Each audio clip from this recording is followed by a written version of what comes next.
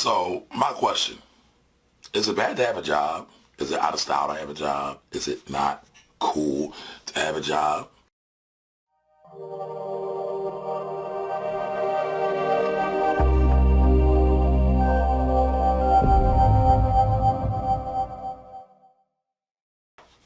Hey everybody, Kamari Ellis here. If you're new to this channel, we talk about all things wealth. Money, taxes, investments, real estate, insurance, credit, everything to help you secure wealth for yourself, your family, and your community. So my question, is it bad to have a job? Is it out of style to have a job? Is it not cool to have a job?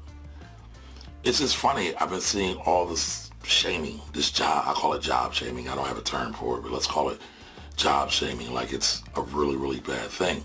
I guess social media makes having a business or being an entrepreneur a cool thing, and they're kind of selling this idea that being an entrepreneur is cool. And Gary Vee even talks about it, being an entrepreneur is cool now. But they never show the dark side of it all. And so with this glamorization of being an entrepreneur, they never talk about the long hours, the disappointing moments, the failures, which is all good stuff and all things you have to go through.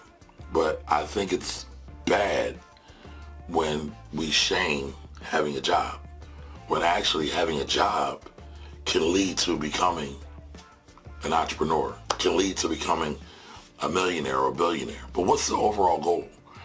Is the goal to have a business, to have a job, or is it to make money and have wealth for yourself and your family? That's my question. So should it matter if you get your wealth or you accumulate your wealth from having a job or from having a business? Now, if you're very, very passionate about what you do and you can only do it at certain places, I get it. A job would make sense. But let's say you're a freelance photographer and you want to go off and travel the world and do shooting escapes. Does it make sense to have a job? It might. Sometimes you can be a freelancer too, though. So it really depends. Everybody's situation is different. Everybody's gift is different. Everybody's God-given abilities are different. So let's break this down a little bit. Let's dig into what's really happening here. Did you know your average first-year entrepreneur makes somewhere between $34,000 and $75,000 for that year? But your average American makes about $54,000. So entrepreneurs already step back. They usually don't make as much money as average employees. But when you look at many of the people who are on, let's say, the Forbes list, and they're making money, they develop their skills and their talents at a job. Puff Daddy developed his skills at Uptown Records at a job. Look at Oprah Winfrey. She developed her skills at a job, doing broadcasting. Frederick Smith, who is a private equity owner, one of the richest big black billionaires in the country, started off as an engineer, went back to school, and worked a job, right? So again, there's nothing wrong with working a job, and all these folks had a job before they created their businesses. Oftentimes, in a job, you kind of like incubating yourself. If you got the right mindset, you're incubating yourself at these jobs, you're developing skills, you're testing them out, and you're doing it all on somebody else's dime, not your own dime, right? One of the many reasons businesses go out of business so soon, so quickly, is because they don't have enough financing. Your average American only has $400 in savings. So, before you jump out there and just say, you know what, I'm going to start a job, let's work on the gap right there. You got some ideas, you want to do some things, you have a job right now, and you say, you know what, I want to become an entrepreneur. It looks cool, it looks sexy. Okay, I'm with all that. But let's work on the gap between the time when you leave your job and you go out and become an entrepreneur. Let's save as much money as possible. Many financial advisors say you have 3 to 6 months to put away in savings. I would say have more like 6 months to a year in income, so you can continue to live your lifestyle, continue to fund your dream before you're able to step off. All right? In the interim, figure out maybe a side hustle you can do. I don't care if it's Uber, Lyft, selling things on Amazon and eBay, turning some of your hobbies into money. If you are a photographer, maybe go out and shoot some weddings or do some portraits. Figure out ways of developing extra streams of income to fund your savings nest and to also fund what you're going to need when you start your business. All right. There's a lot of things you can do in advance. Also, in that gap that we're talking about, let's have the mindset of an intrapreneur. Now, an entrepreneur is an entrepreneur that gets paid to work a job, right? But what they bring to their job is a sense of hustle. They bring to their job a sense of entrepreneurialism. They bring to their job some vision, all right? And so they're able to navigate and they see opportunities within the organization that they're already in, and they leverage them. They leverage them not only for the benefit of the company that they're in, but they also leverage them for themselves, right? Ultimately bringing value for everybody that's involved. And at the end of the day, when you are in business, it truly is about bringing value. Now, bringing value, that term is becoming very much cliche. It is, and I hate cliches, but it's real. It's real. People have to want to spend their money with you. They have to need you. They have to want something you have, whether you do taxes and accounting work and investment work like myself, right? So I'm helping people save money on their taxes. I'm helping people increase their return on investments. That's a value to somebody.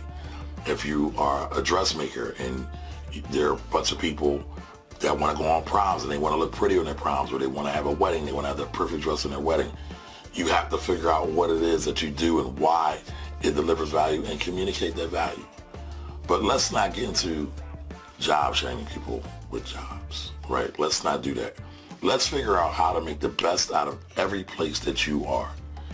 Let's figure out how to deliver value wherever you are. Not only for you, but for your company. There are a lot of people who become consultants when they leave their job to the job that they were at. Why? Because they brought so much value. Why? Because they already have an established track record. Why? Because their reputation is solid. Their name is solid. They know that they're going to deliver something. I mean, ultimately, people want to spend $10 and get something that's worth $20. So can you deliver something like that where somebody is spending $1,000, but you're giving them $5,000 worth of value? Do you think you'll get called back for that? All right, so you have to be able to do that while you're at a job and while you are in business as well for yourself. But let's not get into this idea that it's beneath us or subhuman to work a job. Many times it can be a blessing. Ever heard of a lady by the name of Melody Hobson? So a quick story about Melody Hobson. Melody Hobson is the president of REL Investments, one of my favorite companies, right? Now, many times, Melody is the face of REL. She's also George Lucas's wife, which really doesn't matter for the story, but I figured I'd throw that in there because I'm a big Star Trek fan, Star Wars fan. That was terrible. But Melody is the face of REL Investments. Who started REL Investments? A guy by the name of John Rogers. He, quote unquote, is the CEO. All right, it's an investment firm out of Chicago. They do a whole lot of things. You can see Melody on ABC all the time. Guess what? Melody is an employee. Now, I'm sure she might have some ownership stake in the company at this point. I don't know, I'm just guessing, but guess what she did do? She brought value. She brought value. She tells a story that when she was having a difficult time with her boss, John, where they were trying to figure something out, she said, the reason why I hired you was so I wouldn't have to figure out how to do this. I need you to figure it out. That's the value that she brought, or one of the things that she brought. It's always going to be like that. Whether you're being hired by a job or hired by a client, you have to be able to deliver value. Work is work. You got to do the work. And what I mean by that is it may not be you actually physically doing the work, but you have to figure out how to do the work, or either hire somebody to do the work, and you still have to manage the people that you're hiring, right? So it's still work. So before we're saying having a job and saying that it's bad, let's take a step back. Let's evaluate it. Let's say, you know what? I can get value out of this by bringing more value. I can develop my skills in this by stepping up to the table by volunteering for projects, by being assertive about different situations to help me get a leg up. All the while you're still building your resume. You're still building your track record. All of these things are portable if you so choose to decide to leave your job and go go start a business. All right. So don't think about it in this linear fashion that I just work a job and that's it. There's always opportunities. You just got to keep your eyes open and be ready to strike and implement at the drop of a dime. All right, everybody. I'm Kamari Ellis. I will see you next time. Enjoy yourselves.